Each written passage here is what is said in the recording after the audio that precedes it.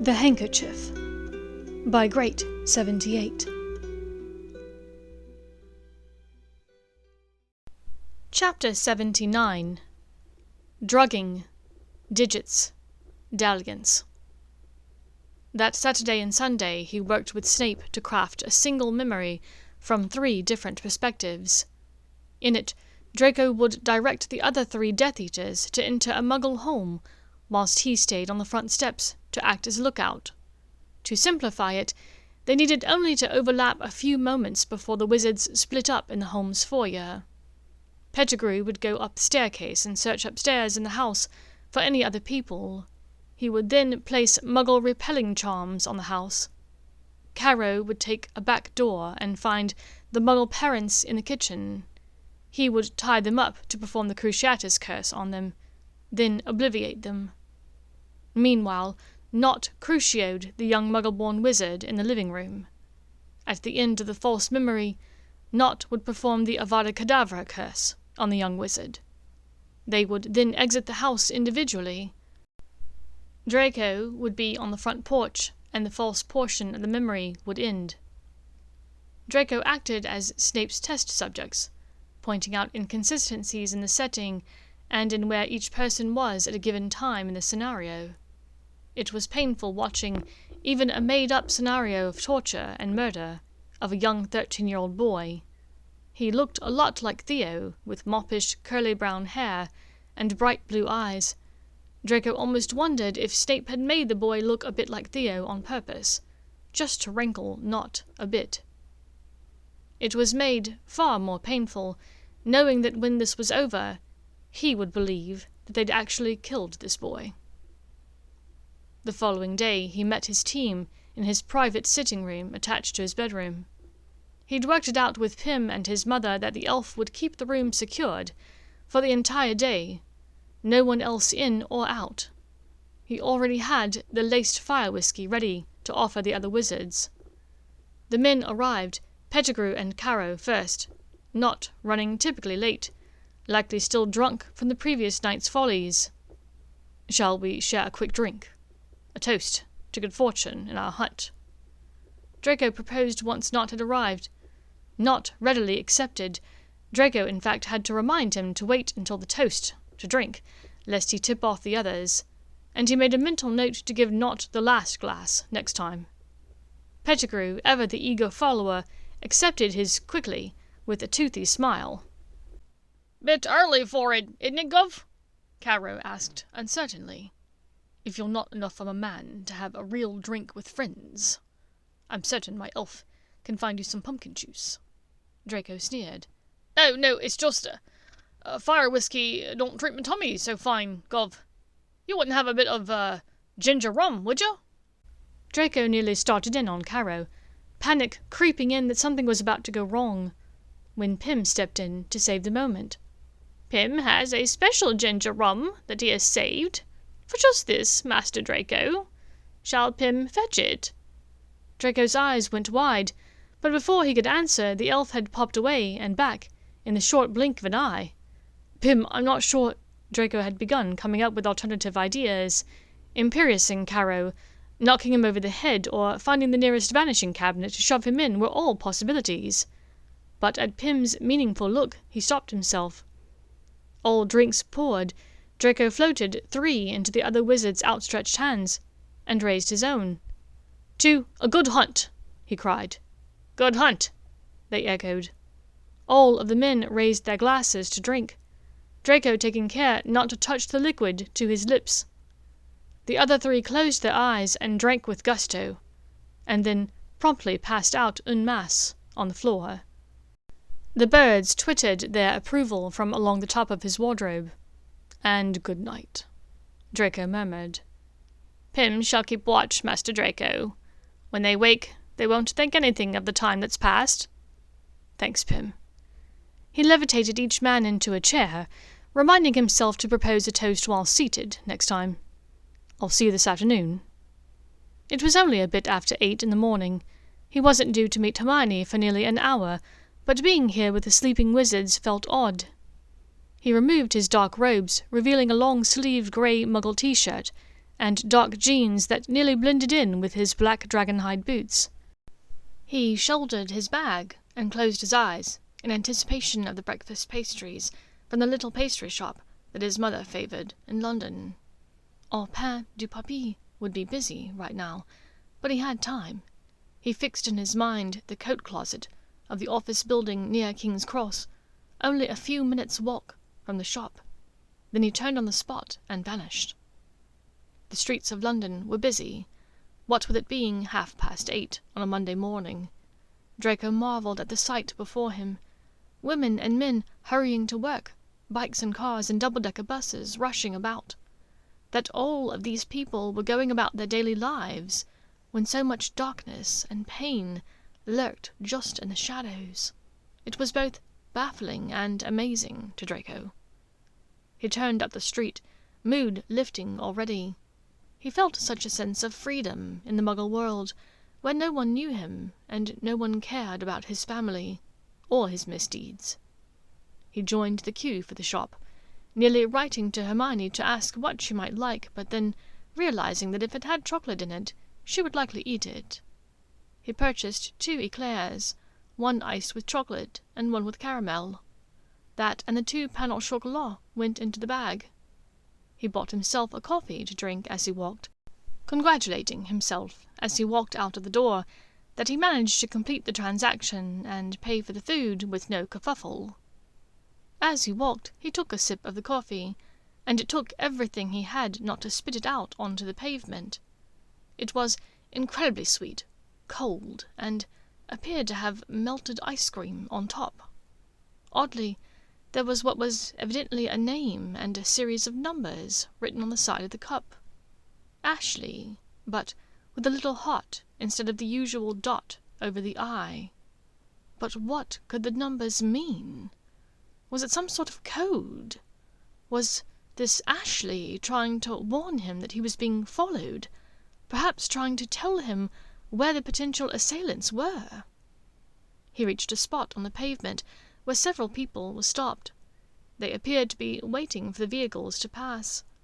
Draco looked around furtively and then took his chance to speak to an approaching teenager about his age. The boy had brown hair and blue eyes, like Theo, and perhaps that's what made Draco choose him to speak with. He also wore several necklaces, like the man from the A-Team, which also made Draco trust him a bit. The boy wore jeans of magical proportions. They fit at the waist, but then somehow flared out to the point that they covered his shoes entirely. Draco was reminded absurdly of Snape's flapping robes. The boy's shirt had an outline of what Draco first assumed was a bicorn, but which read Chicago Bulls. The shirt had no sleeves. Finishing off this ensemble was a silver and black contraption that wrapped over the boy's head and covered each ear. Draco had the passing thought that he looked like a wizard trying to guess at what Muggles wore, but everything about the boy seemed mundane, not magical. "Pardon me, I don't mean to bother you, but—" Draco began, but the boy held up a hand as if to tell him to wait a moment.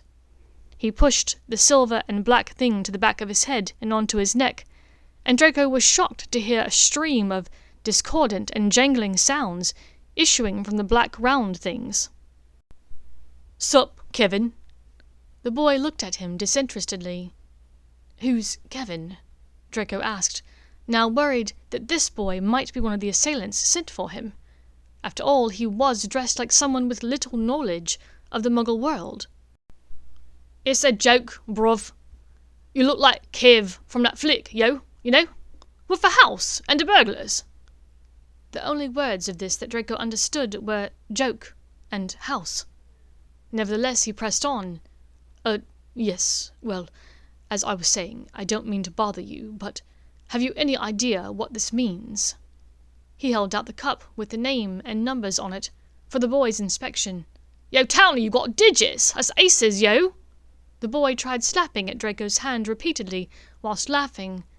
The conversation was going from confusing to downright mysterious. Yes, they are digits, but what do they mean?" "You div, Kevin?" Did you take that paint can to the dog, bruv?" Perhaps the boy had been confounded. "I'm begging you. If you know, tell me what this is," Draco said urgently. Wait, tell me," the boy began again, even though Draco had not moved. "This girl Ashley, yo, she work in that place on this cup. She like yay tall, dark red hair, tits for days?" Yes, I suppose. I wasn't paying that much attention." "Yo, Townie, I got a $5 here if you give me this cup, yeah? I've been trying to get this girl's number forever. Yo, that's wicked," the boy said. "Do you mean money?" Draco asked quietly. At the boy's eager nod, Draco reached into his pocket. He didn't have a $5 bill, but perhaps the boy would accept a 20. 2 minutes later, the boy couldn't stop thanking Draco for the cup and the money, meanwhile assuring him that everything was all right. Draco was relieved that he'd handled this so well. He wasn't being followed, he felt certain now, and he was fairly sure that his interaction with the Muggle boy had gone well, too.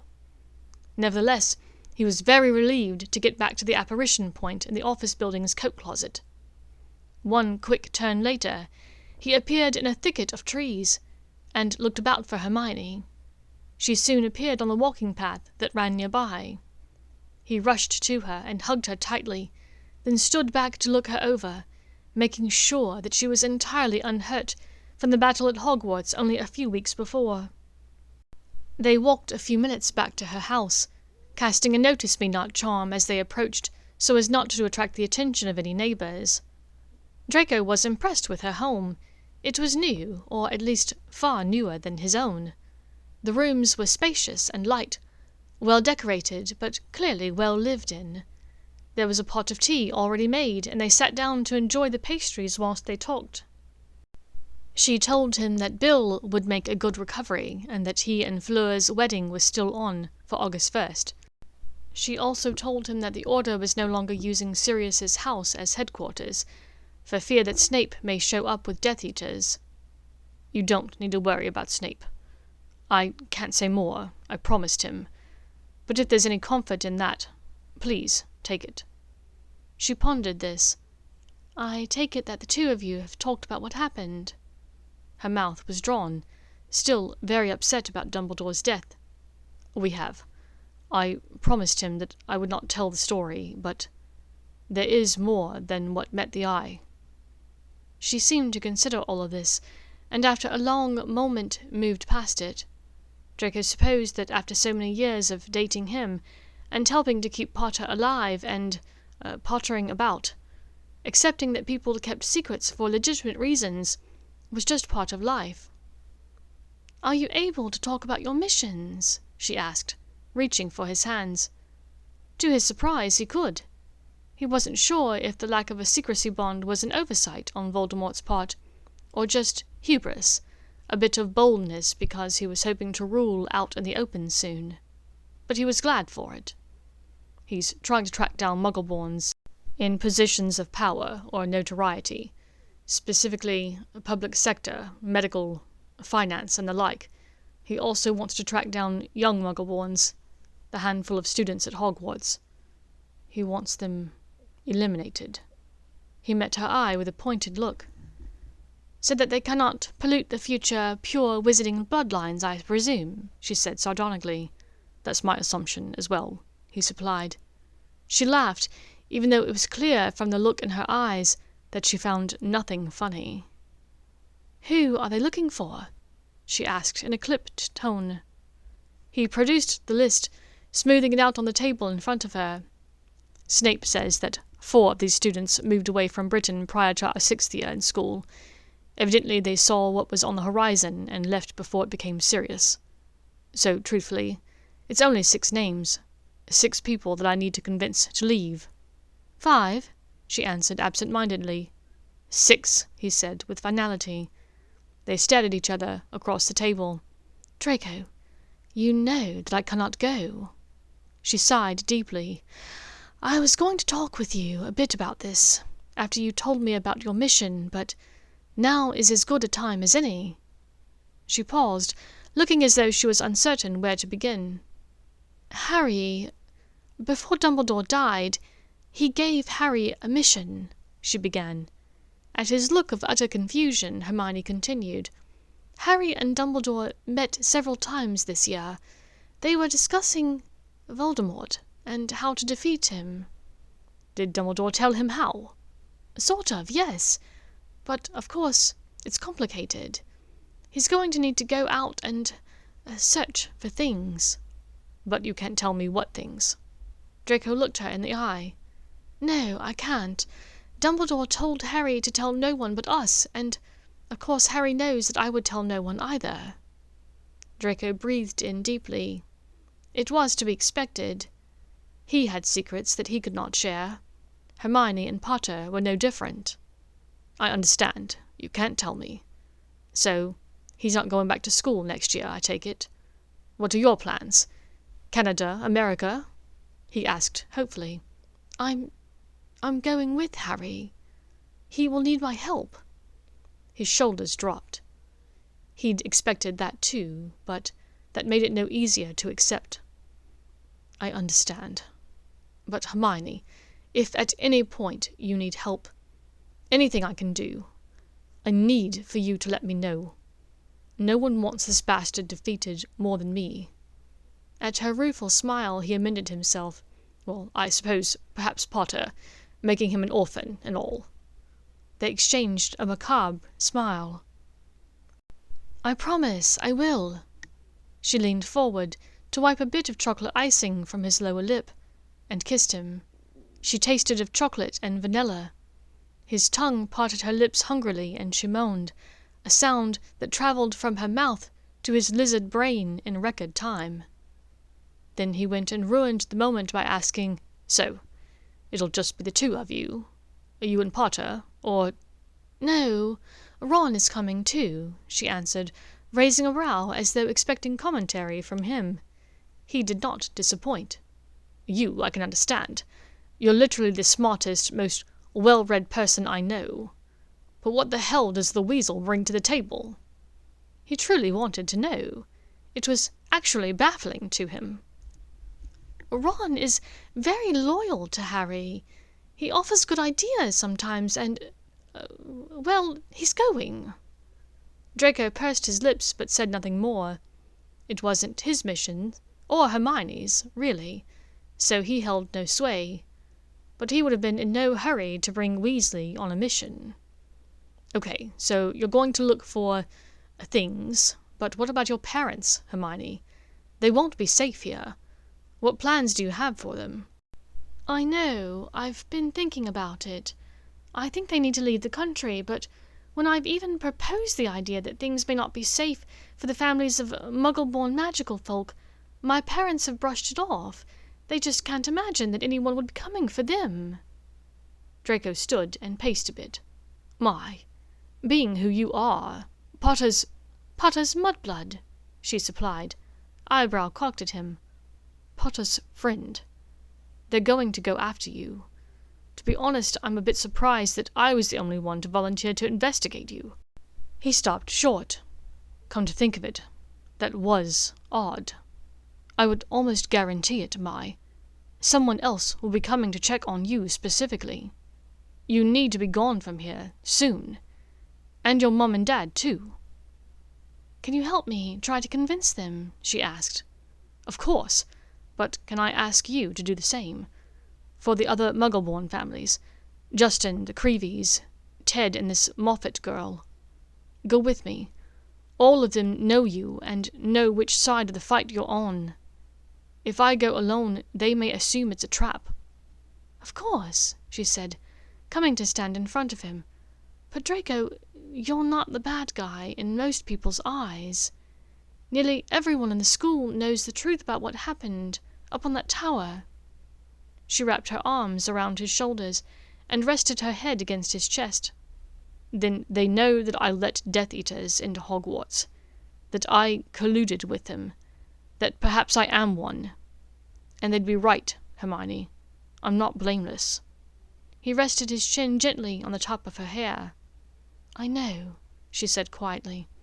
"And I know the circumstances you faced, the inner conflict you felt.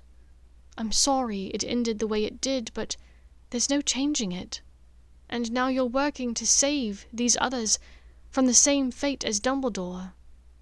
He sighed, then leaned back, cupping her face in his hands. "I'm not sure how I got so lucky as to have you in my life. I'm not sure where I'd be without you, Mai." He kissed her then, deeply, and she ran her hands up his chest, moaning deliciously again. He pushed her against the counter behind her. "Would you like to see my bedroom?" "Merlin, witch, I thought you'd never ask." He leaned down to put an arm under her knees and swept her up off her feet. "Tell me where to go."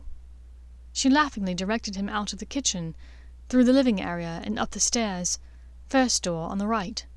He briefly recognized a well-decorated bedroom, warm and cozy despite the rather overcast day outside, with bold floral wallpaper and creamy ivory furniture.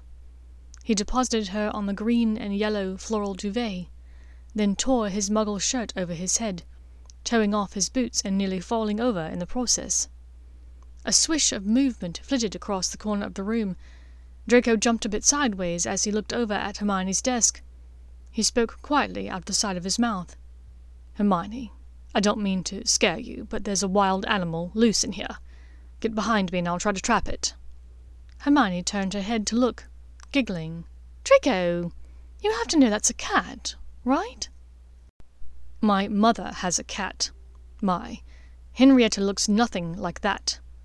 Draco gave the beast a long stare. The creature stared back, seeming to look deep into his soul and finding it lacking. Does this beast know he's a cat?" "Don't be silly," Hermione said dismissively. "Crookshanks is an adorable, sweet boy."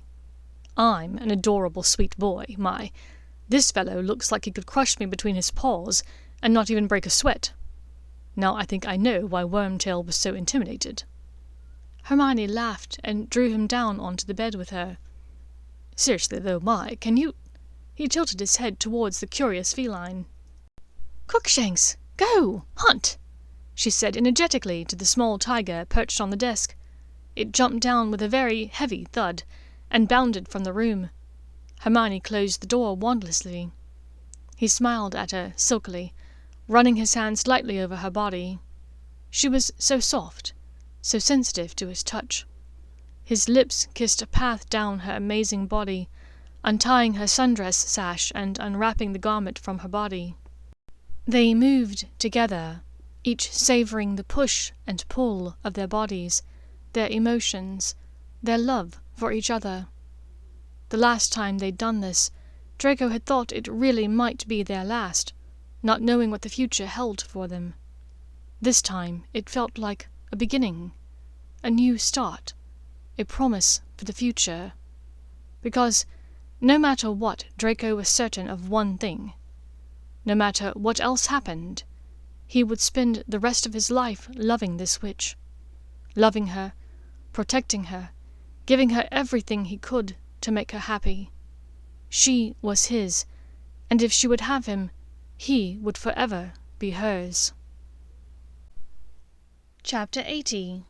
A nearly foodless tour of England. They lay together after, him rubbing a series of runes on her back through the sheer sundress. Nausthith, for endurance and survival. Algiz, for protection from evil. Gibo and Wanjo, for partners, love and comfort. "Draco, you know you don't need to write them on me, yes?" "Hush, yes I do," he murmured. "We need to get started on your list." He sighed. "You're right." He summoned his trousers wandlessly, and she looked at him in excitement. "No wand?" "I've been practicing," he said a bit sheepishly. "That's really good, Draco," she said encouragingly. They finished dressing and apparated to their first stop, a utility closet outside of a Waitrose in Newbury. As they passed a sushi place on their way out, Draco asked, "Can we get lunch? I'm starved." "We just had breakfast," she reminded him. "I worked up an appetite, witch," he grumbled. "Later," she murmured. It was a 5-minute walk to the house on the first name of their list. Rather than asking at the last known address, their plan was for Hermione to ask a neighbour if the family in question still lived nearby. By doing so, they hoped to not alarm the family living in the house by having two separate people asking after the same prior residence. Draco tried to blend into the background a couple of houses away at Hermione's suggestion. He wore the same outfit as earlier, only now with a light green hoodie, with the hood pulled up over his head. "Your hair stands out a mile. If you're seen around here twice in a week, people will remember," she said as they walked. "Would you say that I look like someone named Kevin?" She giggled and asked, "What do you mean?" He explained the odd encounter with a young man back in London.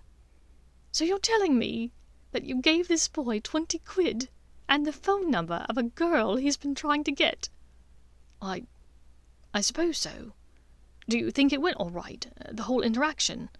"For him it did," she laughed. Then she tilted her head at him curiously. "Did the girl from the cafe seem very nice? Attentive? Friendly?" "I've no idea, my.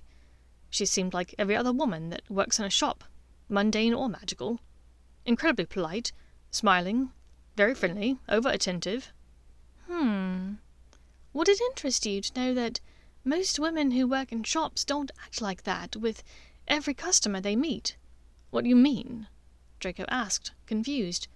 "Draco, remember when I told you that when we first met, I'd never seen a boy as handsome as you except in films or magazines?" Hermione asked. Well, yes, I remember," he said, pulling her closer for a quick kiss as they walked. "Neither have most of those women," she said with a smile, kissing him back. The first family was confirmed gone within a few minutes, and the second was a short apparition away in Whitchurch. As they landed behind a local primary school, Draco looked around in disappointment. "I'd hoped every apparition point was close to a restaurant." "I'm sure we'll find something soon," she said soothingly. The third Muggle-born lived in the beachside town of Worthing, so it took them a couple of apparitions to reach it. Draco was nearly mutinous when they looked out of the abandoned shop window to see a Boots across the street. "Just a packet of crisps, Granger, please." When they landed in an alley behind a small church in Worthing, Draco sniffed hopefully at the air. "Do you smell curry?" "Come on," she laughed. Within a few minutes they'd confirmed that the third Muggle-born, a young witch named Elizabeth Spectre, had moved with her family to New York in America to be closer to the girl's uncle. "Finally," Draco moaned as she led him to a fish and chips place. The waitress, who looked to be in her early 20s, fawned over him with a huge smile, batting her lashes at him and unbuttoning an extra button on her blouse as he ordered. "To start, the jumbo shrimp and calamari. Then I'll get the Thai-style crab cakes, fish and chips, and the French pig burger. And I know it's not on the menu, but can I please get a steak of seared tuna?" "Of course, sweetie. Anything you want," the waitress cooed at him. "What are you having, Mai?" Hermione stared at him a moment, and he cocked his head at her, questioningly. Finally she said, "Just the crab cakes lunch." "Sure," the waitress said, eyes never leaving Draco, but she didn't write anything down. When Draco passed her the menus, she stood rooted to the spot. "That's all, thanks," he said.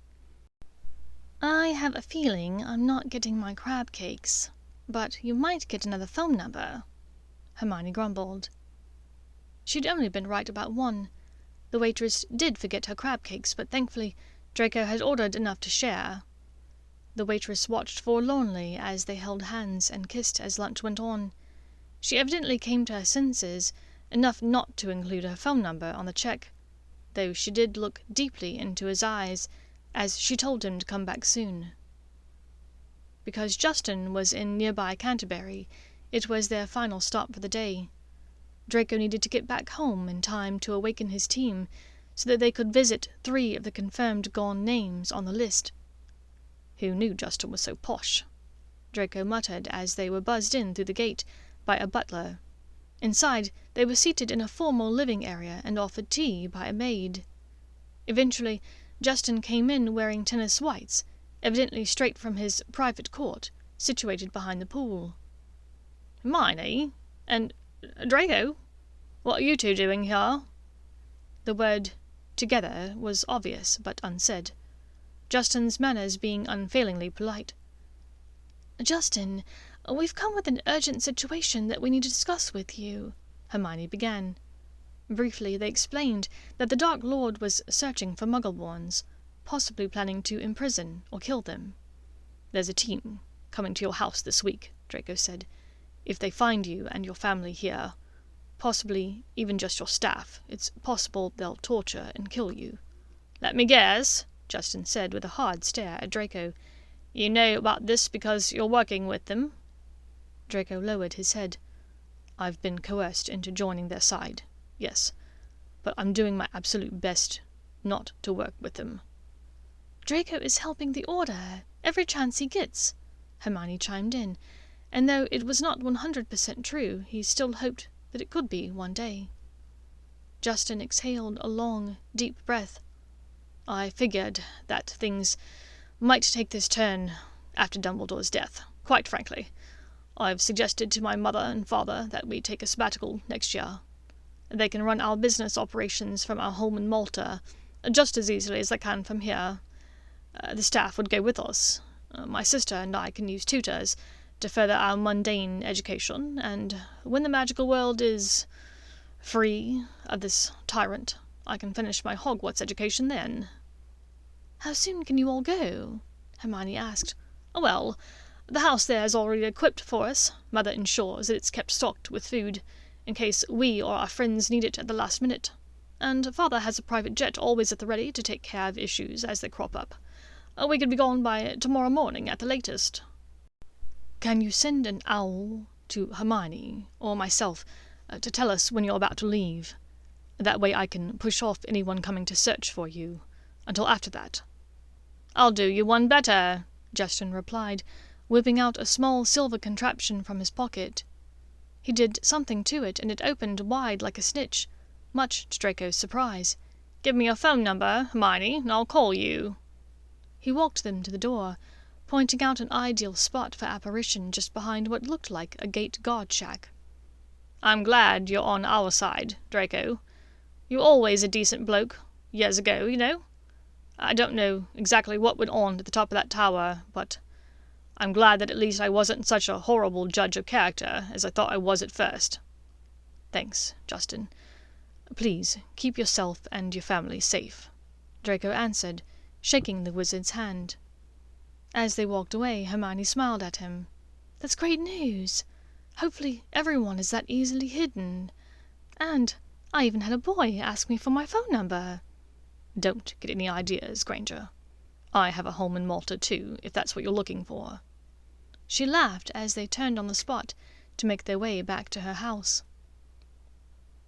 After making a plan to meet Hermione again later, Draco apparated back to his sitting room. He found Pym reading a magazine whilst the three sleeping wizards continued to snore in the chairs that Draco had levitated in that morning. "Was your day successful, Master Draco?" Pym asked. "Yes, it was, Pym, thanks. I think I've got it from here." Pym nodded and popped away. Draco picked up his glass from this morning, vanishing the liquid inside. "Innovate," he murmured. The men stirred, blinking a bit blearily. "So, let's go over the plan to make this hunt successful," Draco began, as though continuing their earlier conversation. "These are the 3 mudbloods that we'll check in on today. We'll apparate to the village of Newbury." At each stop, Draco's confidence in the plan grew. It really might work, he thought. It was true. 4 men in dark robes stood out a mile in the July heat. And yes, Nott was somehow still drunk, even after sleeping half the day. Plus, Pettigrew kept pointing out rats he thought he recognized. Additionally, Caro's very demeanour seemed to insult the sensibilities of everyone he met, without even uttering a word, just by his weird gaping leer and creepy ill-timed cackle. But just as he and Hermione had confirmed that morning, all 3 addresses for the Muggleborns, former Hogwarts students, were now found to be occupied by strictly Muggle families, of no relation or knowledge about the previous residents. One Muggle even asked if Draco's team found the people they were looking for that they'd passed on a small pile of post that had been delivered for the family after they'd left town over a year ago. "Well, maybe we'll have better luck next time," Nott grumbled as he vanished the small pile of envelopes addressed to the Henry family. "Right. Meeting again tomorrow, Gov?"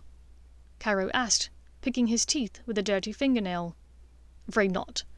We'll need to wait until Wednesday to meet again.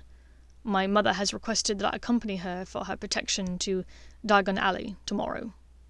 In truth, Narcissa was going to wake up and not feel well enough for the journey, a detail that had already been worked out between mother and son. But her decision not to go that day would be made far too late in the morning for his team to convene. This would leave him the rest of the day to be cloistered in his potions lab, or to spend with his witch, he thought happily. "What you smiling about, Pekka?" Nott demanded nastily. Draco thought fast. "Oh, just wondering if the ice cream parlor in Diagon Alley might be reopened. It was closed last summer." "I doubt it," wheezed Nott in laughter. "Me, Jugson, and Flint nabbed that muggle-loving half-blood last spring. Did him up good, we did." "Oh," Draco managed to eke out. His stomach felt as though he'd eaten a brick. "Yeah. He was talking about that article in the Quibbler, you know, the interview Potter gave, saying stuff about how great Potter was, and how he hoped that one day, generations from now, we'd maybe be able to welcome actual muggles into Diagon Alley. Not just filthy mudbloods, but muggles. Load of tosh and dragon shit it was. So we dragged him off and took him into the woods outside Cambridge. Nearly hexed the wizard out of him, we did." "Did you kill him?" Draco fought not to whisper this. "Nah, I was all for it, but Flint got cold feet. Guess he knew him back when they were in school, you know. So we obliviated him and left him out there. Poor bastard. Might have been better off dead. Won't even remember he's a wizard if he's still alive. He'd have had to go living with those filthy muggles he liked so much."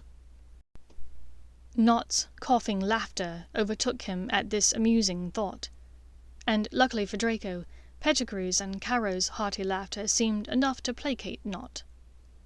As the men said their goodbyes and apparated separately to their homes, Draco to his suite at Malfoy Manor, and Pettigrew to the front gates, Draco took a small bit of comfort with him. Florian Fortescue may not know who he was, or what powers he once had, but he had his life, which was more than some, after having encountered 3 hateful Death Eaters, and that would bring his mother a small bit of solace.